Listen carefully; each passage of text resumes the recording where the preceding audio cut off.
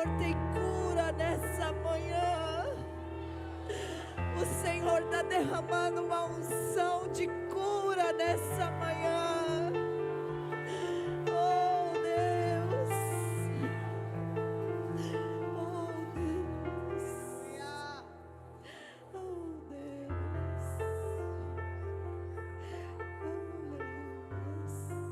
aleluias,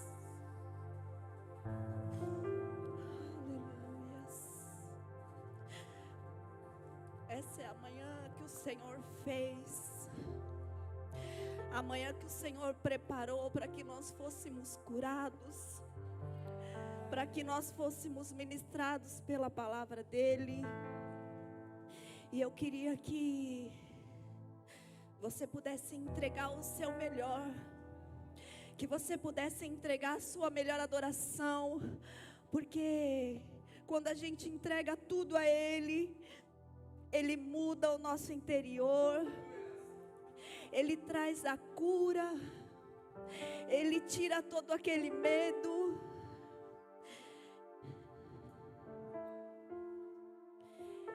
Eu comecei a estudar e o Senhor tinha me dado aquele primeiro louvor que você ministrou. E às vezes a gente fica meio inseguro, né? Falando, Senhor, será que eu vou ser usado mesmo? Será que eu sou um canal nas suas mãos?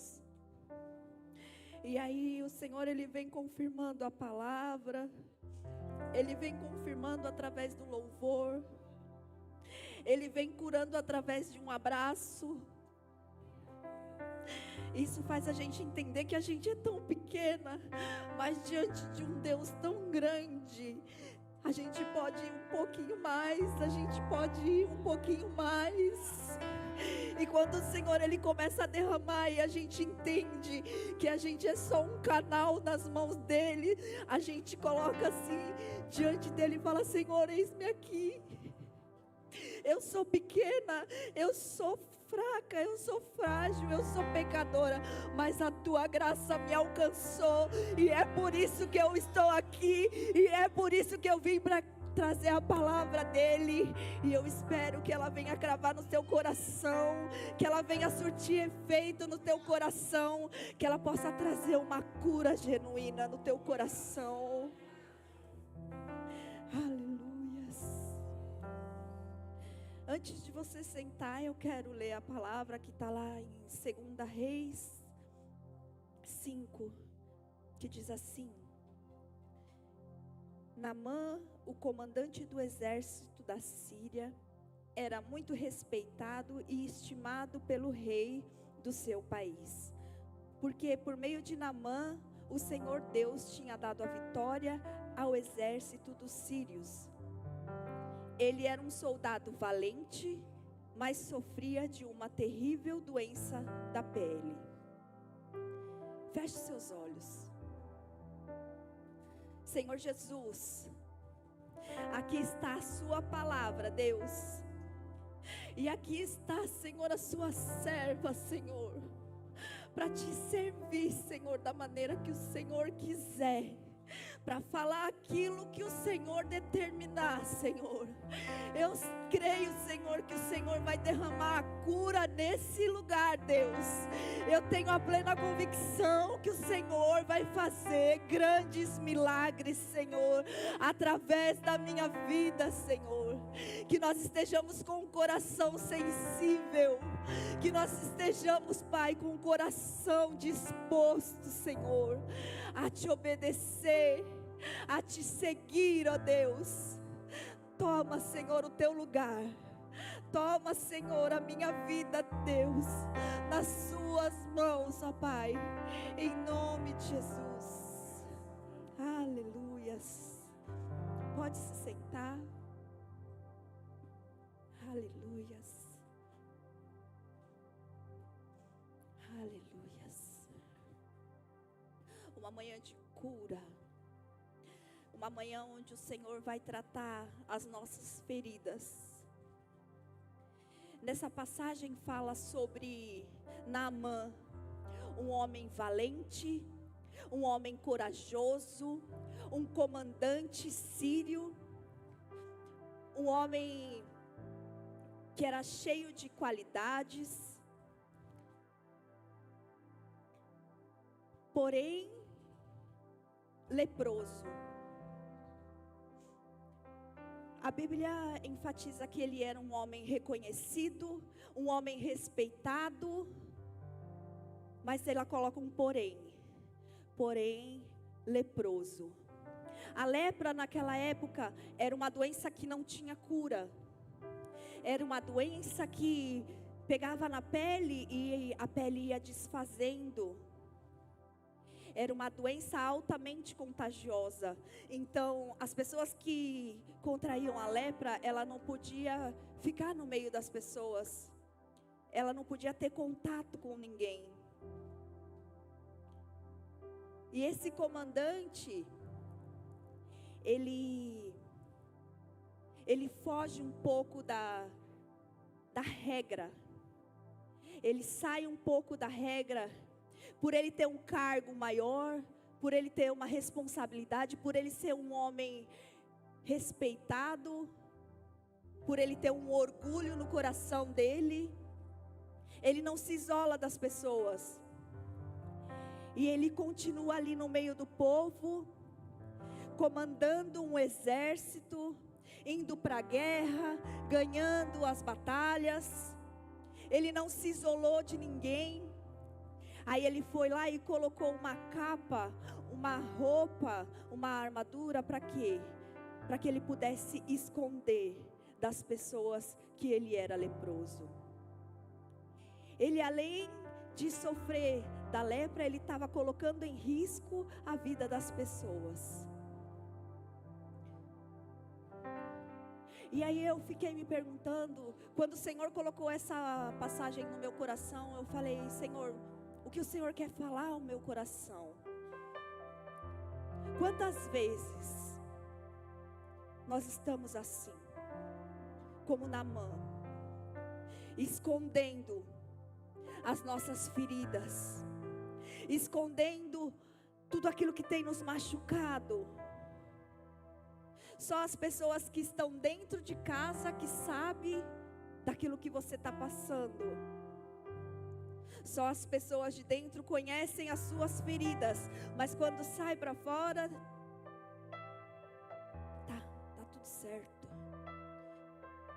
Naamã, imagina o quanto ele não sofria. Imagina quanto ele não sofria, mas ele tinha um orgulho. Ele tinha um orgulho que não deixava ele expor para ninguém. Mesmo que ele fosse colocar em risco a vida de outras pessoas, ele não iria expor aquela doença. Ele não ia expor as feridas dele. Eu quero te falar nessa manhã, que é uma manhã de você expor as suas feridas, porque o Senhor, Ele está nesse lugar. É manhã de você colocar diante de Deus as suas feridas, muitas vezes por orgulho, muitas vezes por medo, muitas vezes por medo do que as pessoas vão falar ou que as pessoas vão pensar. Nós escondemos aquilo que tem nos machucado, aquilo que nos tem ferido. Aqui Naamã, ele andava com aquela capa para lá e para cá. Chegava em casa, ele não tinha como ele ficar com aquela capa, com aquela veste. Então ali era um momento onde ele se despia, onde ele se desfazia de todo o eu dele e ele expunha para a família dele as feridas. Apenas quem conhecia a doença de Naamã era a família. Só que tinha uma mulher também dentro da casa de Naamã, que era uma mulher que fala aqui no capítulo 2. Num dos seus ataques contra Israel, os sírios haviam levado como prisioneira uma mulher israelita, que ficou sendo escrava da mulher de Naamã. Um dia a menina disse à patroa: eu gostaria que o meu patrão fosse falar com o profeta que mora em Samaria, pois ele o curaria da sua doença. Aquela mulher, ela também enxergava a necessidade de Naamã. Só que Naamã, ele como tinha um cargo que ele precisava zelar, ele tinha que mesmo se esconder. E aquela mulher fala para Naamã: vá até o profeta de Israel, que ele vai te dar a cura, ele vai trazer a solução para os seus problemas. E eu imagino que Naamã, diante daquela situação, ele já não tinha mais o que fazer.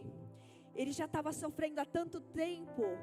Então, ele decide obedecer. Ele decide obedecer à voz daquela mulher que se sujeitava a ele. Era uma mulher que não tinha nenhuma referência, era uma escrava dele, e ele decide obedecer ela. E ali ele vai e ele pede uma carta para o rei da Síria, e aí ele leva a carta até o rei de Israel. E chegando lá, o rei de Israel fala: quem ele pensa que eu sou? Eu sou Deus para curar ele?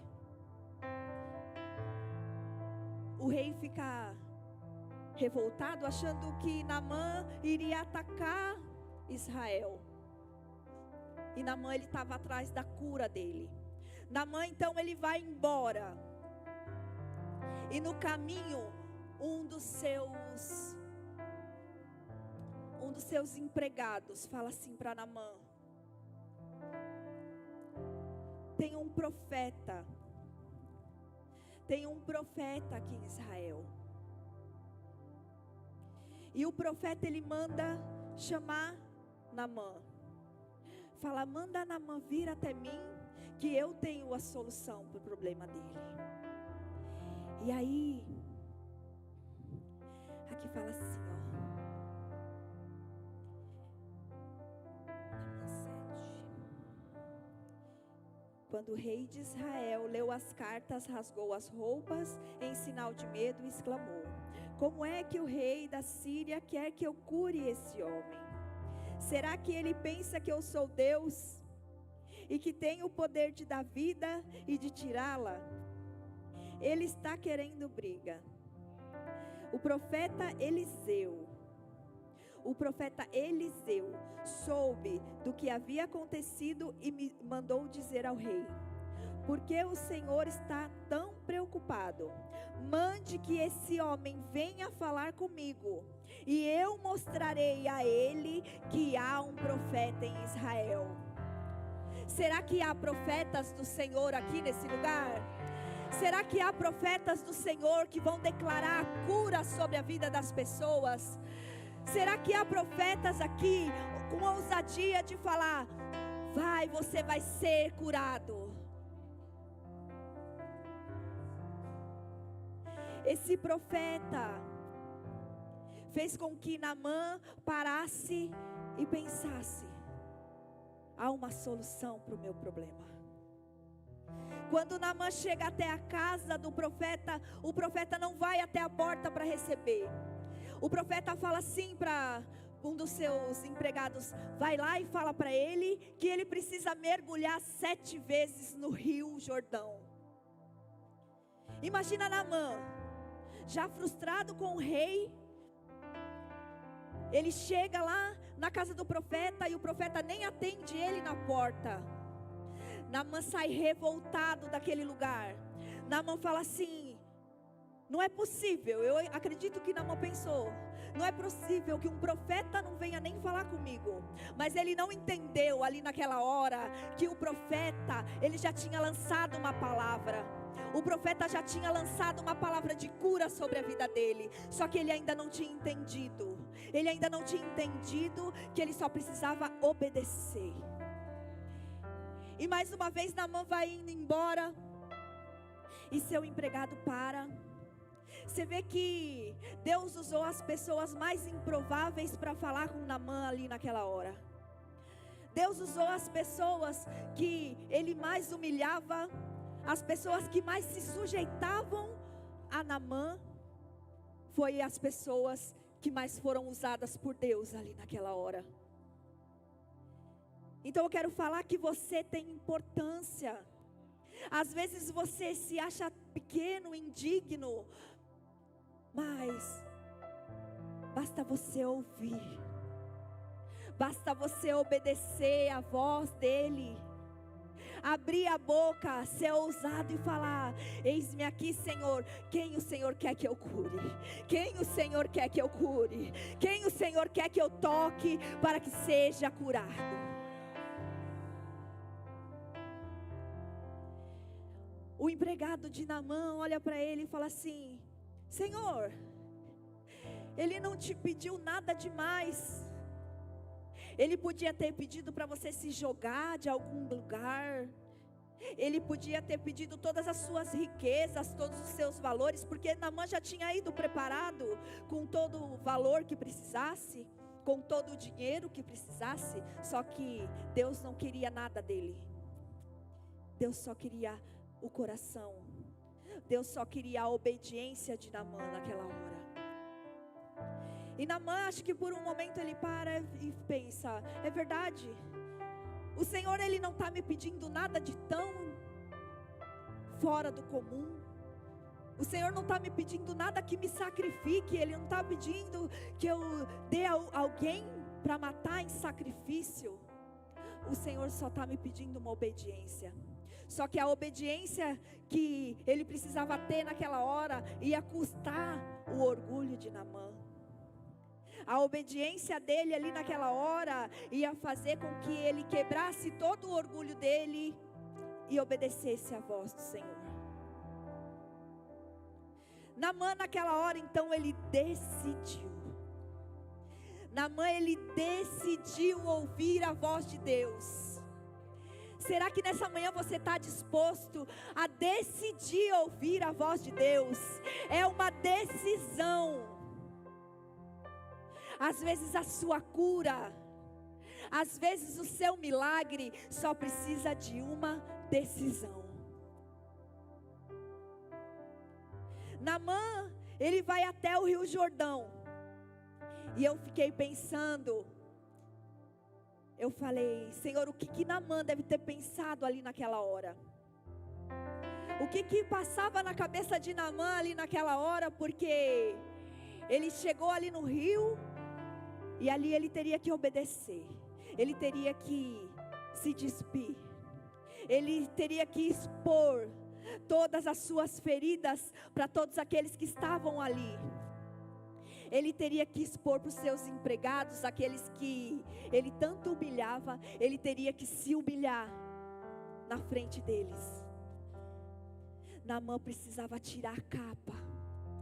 Naamã precisava tirar a capa do orgulho. Naamã precisava tirar a capa do medo. Naamã precisava ali reconhecer que ele era um doente.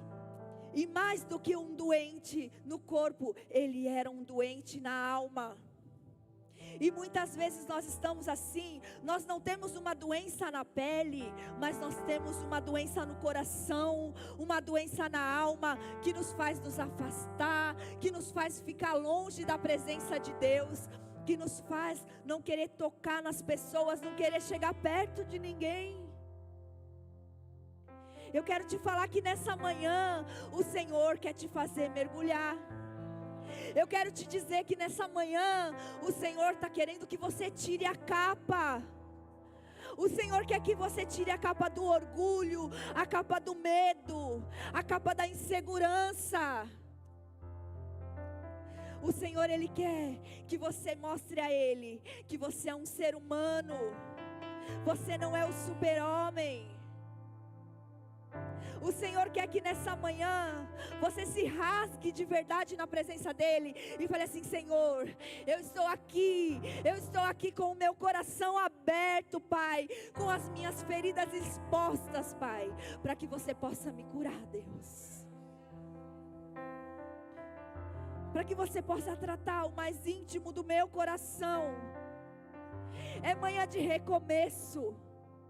É manhã de recomeço, de começar uma nova história. Naamã ali, ele largou a capa. Eu queria ler uma passagem lá de Mateus 17:20, que diz assim, porque a sua fé é muito pequena. Eu lhes digo a verdade, se tivessem fé, ainda que do tamanho de uma semente de mostarda, poderiam dizer a esse monte, mova-se daqui para lá, e ele se moveria. Nada seria impossível para vocês. A gente não consegue entender isso. Deus, ele fala que basta uma fezinha do tamanho de um grão de mostarda. Basta uma fé muito pequena para que o impossível possa acontecer, mas nós não conseguimos acreditar. Essa manhã é manhã de nós acreditarmos que o Senhor pode te curar, o Senhor pode fazer o impossível no seu casamento, o Senhor pode tratar as suas feridas. Aleluias, aleluias. Quando a gente passar a acreditar que o Senhor pode, é assim que Ele vai fazer. Naamã, ele começa a entrar ali no Rio Jordão. E aí eu fiquei pensando, imagina ele, morrendo de vergonha, expondo ali todos os seus problemas diante das pessoas. E aí ele entra, e ele dá ali o seu primeiro mergulho. E ele mergulha ele mergulha 2, ele mergulha 3. Eu imagino que ele pensou assim: estão me fazendo de trouxa. Eu vim aqui, estou mergulhando, minha pele ainda está do mesmo jeito. Nada vai acontecer. Nada vai acontecer. Eu já mergulhei 3 vezes. E aí Naamã mergulha a 4ª, mergulha a 5ª, mergulha a 6ª. Naamã podia ter desistido, ele podia ter voltado, mas a palavra ela mergulha 7 vezes. Mergulha 7 vezes. E quando Naamã mergulha pela 7ª vez, ele sai sarado, ele sai limpo daquela lepra, ele sai ali, não só sarado do seu corpo, mas sarado na tua alma, porque ele entendeu quem era Deus ali naquela hora. Ele entendeu que Deus iria fazer muito além do que ele estava pedindo ou que ele estava pensando. Ele conheceu o nosso Deus. Ele conheceu esse Deus que está aqui hoje. Esse Deus que todas as vezes que nós entramos por essas portas, nós sentimos Ele. Ele conheceu esse Deus. Será que você consegue reconhecer esse Deus que cura? Será que você consegue reconhecer esse Deus que sara as suas feridas, aquelas mais íntimas que só você conhece? As pessoas costumam minimizar a nossa dor, mas você conhece o quanto ela dói, você sabe o quanto ela machuca. Às vezes precisa de uma atitude sua, porque às vezes a gente quer procurar no outro a solução para o nosso problema. A gente quer terceirizar o nosso problema e a gente coloca para as outras pessoas que elas resolvam o nosso problema. Essa manhã é manhã de você reconhecer que é você que precisa ir até o profeta, é você que precisa ir até o rio e mergulhar, para que você possa sair daqui curado, para que você possa sair daqui com o coração transformado. O mesmo Deus que mandou Naamã mergulhar é o mesmo Deus que está aqui nesse lugar. É o mesmo Deus que vai curar as suas feridas. É o mesmo Deus. É o mesmo Deus. Será que você consegue entender que é o mesmo Deus? Aleluias. Aleluias.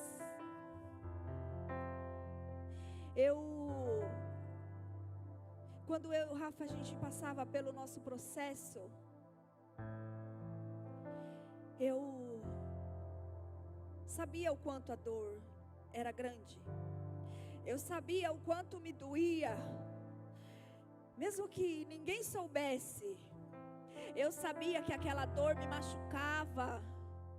E quando eu decidi expor, quando eu decidi falar assim: Senhor, eu não aguento mais, isso me machuca. Foi ali que o Senhor começou a me curar. Foi ali que o Senhor começou a tratar as minhas feridas. Eu quero te dizer que quando você se coloca verdadeiramente diante do Senhor, Ele vem, Ele cura. Ele cura. Aleluias. Lá em Ezequiel 47:3 é uma outra passagem que fala também sobre o mergulho, que diz assim: o homem conduziu pela água, e enquanto caminhávamos ele ia medindo. Quando percorremos 500 metros, ele me levou para o outro lado do rio.